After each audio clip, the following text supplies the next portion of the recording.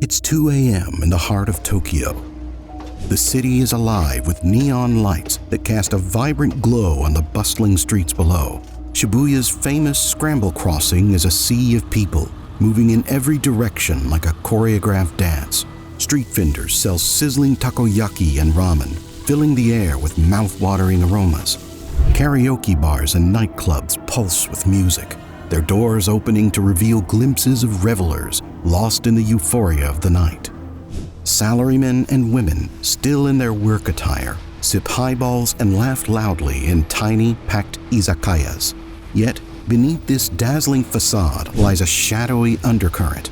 A haunting phenomenon seems to be happening. People are disappearing. And while you're watching this video, somewhere in a quiet Japanese apartment, one more person is about to disappear. The question is, where?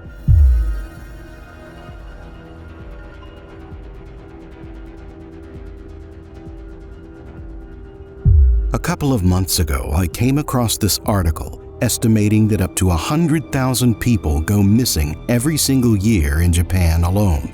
Even though 80% of them are eventually found, a large number of people still seem to simply vanish into thin air. We're talking about no digital footprint, nothing, completely off-grid. It did not help that confidentiality and privacy regulations in Japan deny the ability to track down or investigate anyone using their personal information, unless clear evidence of a crime is presented, essentially making people who disappear impossible to find. You would think that in a time like 2024, where no one can actually disappear, but apparently it has been happening. It got me wondering how and where they disappeared to. That's how it led me to this term, johatsu. Johatsu, or evaporation, is deeply rooted in Japanese culture, where silence is preferred over causing pain, and failure or shame is heavily stigmatized. Conformity is valued from a young age, leading those who can't meet societal norms to disappear rather than face disgrace.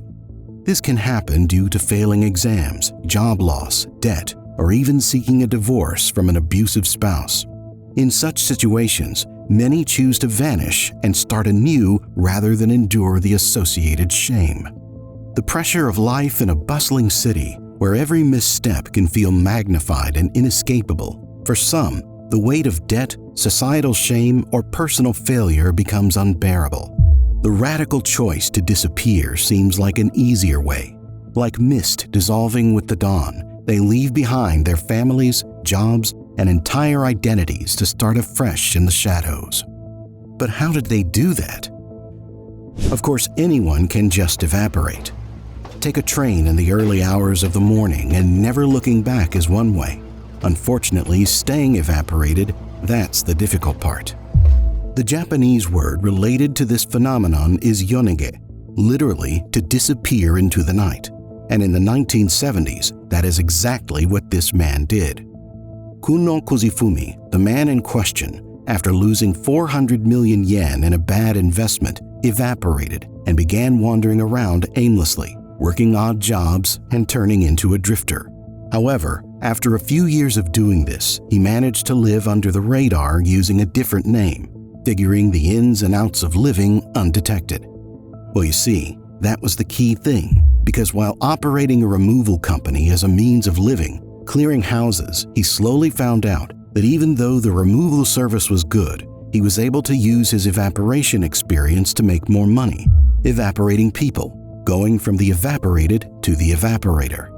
But evaporating was step one, and it was not the difficult part. Staying evaporated was. So how did they do it? After diving deep into the rabbit hole, that's where I came across this term, yonage ya, or fly-by-night arrangers. In order to stay evaporated, you need help, new identities, new lives, and new locations. It wasn't as simple as taking a train in the middle of the night. You needed these night movers, or online as overnight moving agencies, or as yonage ya, fly-by-night arrangers. Many people who simply disappear take a train in the morning and never return home. So I decided to try it out for myself, and this is what I uncovered. mostly a secret network of former law enforcement agents, former evaporated people, hackers, and logistical experts with one mission: to help people vanish from the grid and start afresh, of course for a price. Following the trail of how the Night Movers operated was not easy. Due to the gray area that these people operated in, their services were not exactly advertised, and finding them required connections and a bit of luck. But one of my sources finally came through, which led me to leaving a cryptic message. This could be a note left at a known safe house, or a coded message, or an obscure online forum. Once contact is established with the operator, a series of tests will follow. As this act of disappearance is rather sophisticated, the Night Movers need to know if you're able to commit to the evaporation through a series of challenges. These might include navigating the city undetected or gathering specific information without leaving a digital trail, in order to determine if you're going to be able to survive the life ahead. Passing round one of these tests, a meeting is arranged, not in some dimly lit alleyway, but rather in an innocuous location, somewhere where you can blend in with the crowd. At this meeting, the Night Movers assess your situation, your reasons for disappearing, and your readiness to leave everything behind. Nothing is confirmed, and only if you pass their scrutiny, the real planning begins.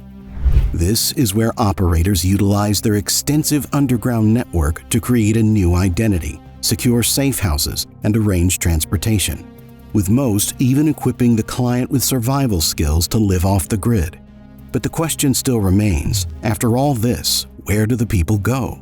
Rumor is there is one place called Sanya, a skid row in Tokyo that was taken off the map that operates in the gray. Previously housed thousands of day laborers, is reported to be a place where you can disappear easily without anyone coming to find you, just like how the johatsu likes it.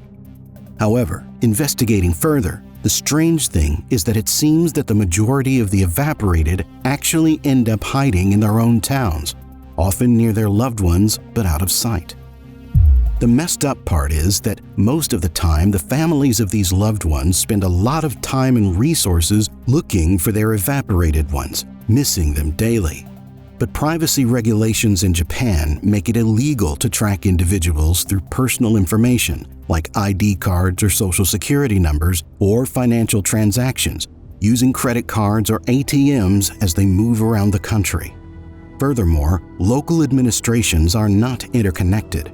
If someone deregisters from one area and re-registers elsewhere, it's nearly impossible to trace without checking every constituency in the nation, making it near impossible to find these evaporated individuals. And the evaporated can be as close as 100 meters away, but the families wouldn't know any better.